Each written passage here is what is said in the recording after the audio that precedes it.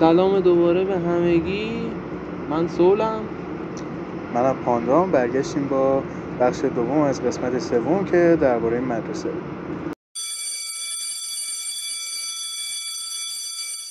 بغل دستی ها چجور بودن؟ من کلا معمولا مثلا از اون اول تا آخرش، از اولین سال تا آخرین سال یه بغل دستی داشتم. حالا که مثلا دوره تغییر کرد دیگه. خب دبستان یه بغل دستی داشتم، اصلا باشون که عوض شد و بعدش هم واقعا یادم نمیاد کی بود بغل دستی. من راهنمای بغل دستی داشتم، خیلی بغل دستی خوبه، نامش گفتیم کشی. یادشه خیلی از همینجا یاد میکنم ازت، خیلی وقت ازش خبری ندارم ولی امیدوارم جای سالم خوشحال باشه. و بعد هم بغل دستی داشتم که همون دوران دبیرستان بود. متاسفانه خبری ازشون ندارم، کلا یک پیده عجیب غریب بود یه همین دیگه. بقیه‌شون که کرونا بود. من بغل دستیایی که دارم یادم میاد بغل دستیای بچگیم که میگم اسماشون رو یادم نمیاد ولی میگم دوستای خوبی داشتیم. بعدش مثلا چی بود دیگه وایسا یکی دیگه شون مثلا یه دونه مثلا یادم بید رو ما خود بنده خدا اسمشو نمیخوام بگم. اینجوری بود که انقدر اون سال منو اذیت کرد. خب یه دور مثلا من بچه آروم بودم، کلا هیچی نمیگم. مثلا یه سالی به بعد دیگه کلا یکم چی میگن ذهنیتم عوض شد، کلا حرف زدن اینا یکم بیشتر حرف میزنم الان. و این انقدر من اذیت بعد از اون سالی که ما نهم بودیم رفتیم جدا شدیم از طرف یه رشته، یه دور تو اتوبوس دیدمش، اومدم من درخواست حلالیت دادم. داشت من ببخشید اون موقع نمی‌فهمیدم. آره یه دونه ولی دیگه داشتی اون خیلی پرو بود دیگه، اون اصلا یه لول دیگه ای بود. اون منو بیچاره کرد. اونو تا یه جا میدونم مغازه مثلا با بزرگش کجاست و اینا اون جا بود ولی اصلا حالشو ندارم. انقدر یاد قدیم میافتم اعصابم خورد میشه.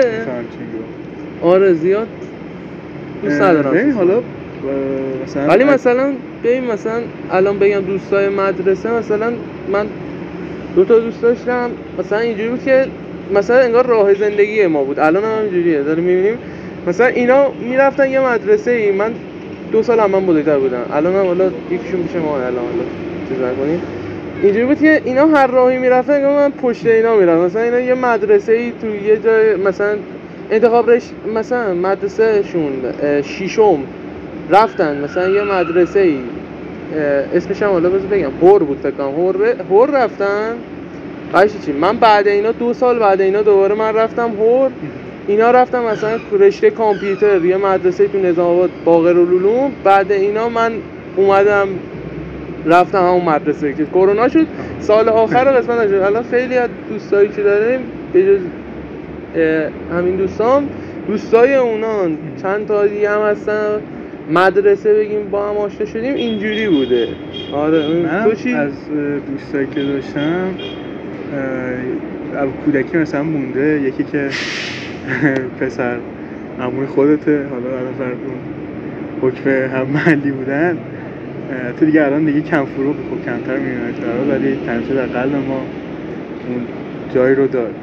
بعد علاوه بر اون یه دوست دیگه داشتم تو دوران دبیرستان که الان ایتالیاست و هر جا که هست اون هم یاد و خاطرش با منه. یه دونه از همون دوستایی که گفتن راهنمای همون کشی بود که ازش نام بردم، حالا اسمش کامل نمیگم ولی خب اونم دوست خوب. ولی واقعا با این جمله منصوریان مخالفم که دوست شما دوست ما نخواهد. شاید دوست شما دوست ما خواهد بود.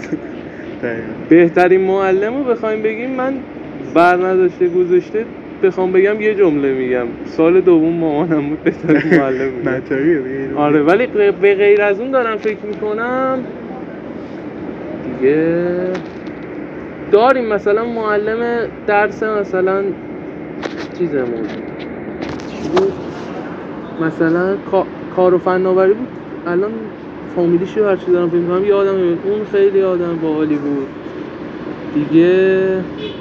یه دونم ریاضی داشتیم اونم واقعا کارش درست بود، معدل دکترا داشت بکنم لیسانس فوق ارشد داشت. معدلش فکر کنم هی میومد سر کلاس میگم 19 و خورده بود، خیلی ریاضی بود. بعد این هر وقت میومد تو این آهنگ این درس توحی رو میخواست درس بده، این آهنگ توحی با اندی بود، کیه منم توحی. این سر توحی اینو گفته واسه کلاس میرفت هوا. این خیلی خب واقعا من ریاضی خوب خیلی نقش مهمی داره. حالا من بخوام بگم بهترین معلمی که داشتم، شاید یک نفر نام ببرم یکم ظلم باشه در حق اون تعداد بالای خوبایی که بودن، پس 3 نفر رو از دوره‌های مختلف منم نمیگم همه چیز بودم، من الان یادم نمیاد، ولی من مثلا دوران دبستان بخوام بگم همون معلم کلاس سوم بود که واقعا خیلی دوستش داشتم، بی‌نظیر و فوق‌العاده بود، همیشه در قلب من خواهد بود. دوران راهنمایی یک معلم ادبیاتی داشتم که اول خیلی داشت بدم میومد، ولی بعد به مرور خیلی ازش خوشم اومد و واقعا فهمیدم که چقدر آدم بزرگوار و با شخصیتی بود و حتی این راه ادبی هم که من بهش علاقه‌مند شدم پایه‌گذاریش رو ایشون کرد و من از همینجا از این بنده خدا تشکر می‌کنم، چون کارهای همه کارهای ادبی ما با پانداه. امیدوارم هر جا که هست واقعا خوشحال و سالم باشه. اسمش هم میارم تو واقعا همیشه بهش احترام کامل میذارم، آقای طالبی. امیدوارم حالش خوب باشه. و سومین کسی که خیلی دوستش دارم در راسته رشته تجربی که ما رفتیم دبیرستان، یکی به اسم دکتر گودرزی، هم جوون بود و اون زیست درسشون ایشون واقعا فوق‌العاده و بی‌نظیر بود.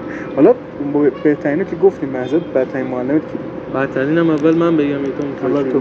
ببین من بدترین که یادم بیاد یه دونه همون بود که میگم فامیلیش الان یادم نمیاد، یه دونه کشیده زد زیر گوشم، معلم فارسی بود یا انشا بود یادم نیست که خدا ازش نگه. ولی بعد از اون یه دونه سال 11 ما داشتیم، این دوستم الان اینجاست میدونه، این بنده خدا زمان این دوست ما اصلا مثلا کتکفار مدرسه بود، به ما رسید شبیه بروسلی شده بود، یعنی اینجوری بود که همه رو رنده میکرد. حالا میگم اسمشو نمیگم، اسممون یادمه، اصلا یادم نمیره چون همین 2-3 سال 4-5 سال پیش بوده. آره اون ولی منو اذیت کرد. اون منو تا شهریور سال 12 نگه داشت. تو یه درس پودمانی داشتیم، همه پودماناشو به زور مثلا چند بار امتحان دادم قبول شدم، یکیشو هر کاری کردم قبول نشدم، آخر دیگه معاون اون موقع مدرسه‌مون رفتیم دیگه امتحان اوکی کردم.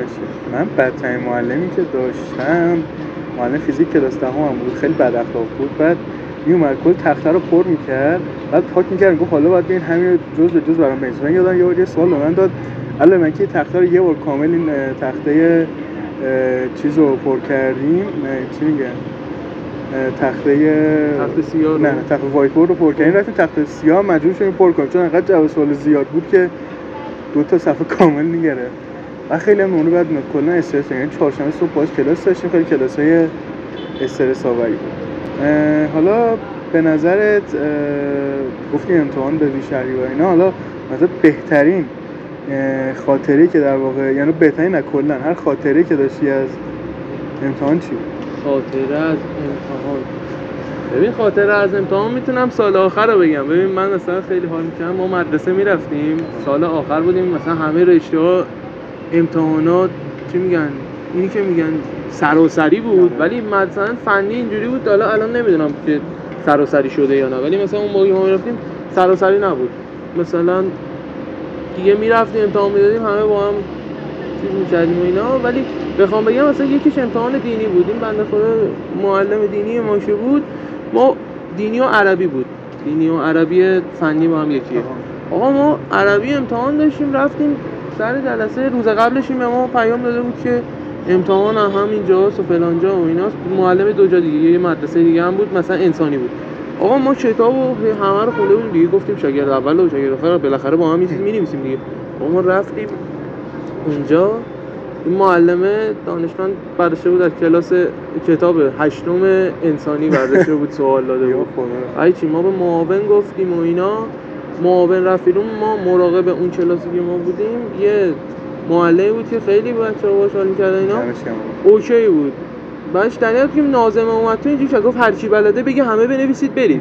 بعد دیگه چیزی نبود، قایمکی 2-3 نفر گوشی آورده بودن تو امتحان، به مراقبه گفتن ما بزنیم تو اینترنت در بریم بگیم دیگه. اون مراقبه هم اوکی داد، ما همه نوشتیم رفتیم. ولی واقعا ممنونم ازت معلم عزیز، واقعا تو چه شاکری. حالا من یه خاطره که مثلا نهایی ریاضی بود، 12ام اومدم همین که وارد اون مدرسه بشم برام امتحان بدم، یک کفتر عزیزی همونجا رو سر ما خرابکاری کرد و ما دقیقاً هم کاری که ما رو برگی کردیم و این کبوتر رو سر ما کرد.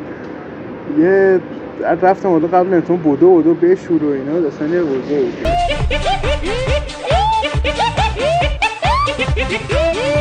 من یه خاطره دیگه هم بگم، ما امتحانای اول مثلا میگم من خودم معمولی درس میکنم، مثلا امتحان یادم میشه فکر کنم دینی بود فکر کنم بعد همون آخر سال. آقای چی این معلمه سوالا رو داده بود، من کامل حفظ کرده بودم و اینا، 2 نوع سوالم بود، مثلا من یه نوعشو خونده بودم حفظ بودم. آقا رفتیم ما گفتیم اول نریم، مثلا قرار بود مثلا اونی که اول میره رو مثلا امتحانات بعدی چیز میکنن دیگه. آقا چی من حواسم نبود، یه مراقبمونم یه معلمی بود که من خودم خیلی باهاش رفیق بودم، مثلا ما مدرسه اونجوری بود زنگ اول میرفتیم تو 30 نفر بودیم، زنگ دوم 4 نفر نشسته بودیم سر کلاس، اینجوری که فنی همه میرفتم. مثلا من خودم چون تو مدرسه کار نداشتم میدونستم خونم کار ندارم میموندم تو مدرسه هیچی. آقا ما هیچی اینو دیدیم مثلا یادم رفت برگر رو پر کردم پا شدم رفتم. من امتحانات بعدی مثلا هیچی هم نمیدونستم، هیچکی میگفت داداش تو امتحان اولیو به ما نرسوندی رفتی. گفتم بابا به خدا من اون یه جلسه رو حواسم نبود، پا شدم رفتم. یه کودتا کردن دیگه. آره مثلا میرفتیم مثلا بغلی و عقبی دیگه، حالا بعد یکی دو تا امتحان درست شد، ولی میگم یکی دو تا امتحان قشنگ خودم امتحان دادم دیگه. خب بخش دوممونم تموم شد. امیدوارم تا اینجا خوشتون اومده باشه. مشتاقانه منتظر قسمت 3 بخش سوم باشین. تا اینجا اگه بهتون نشست حتما لایک و ساب و کامنت فراموش نشه. رفقای مایید رو توی دلمون جا داریم. منم دیگه پرحرفی نکنم، از طرف منم خدا نگهدار تا قسمت بعد. فعلا خدا نگهدار.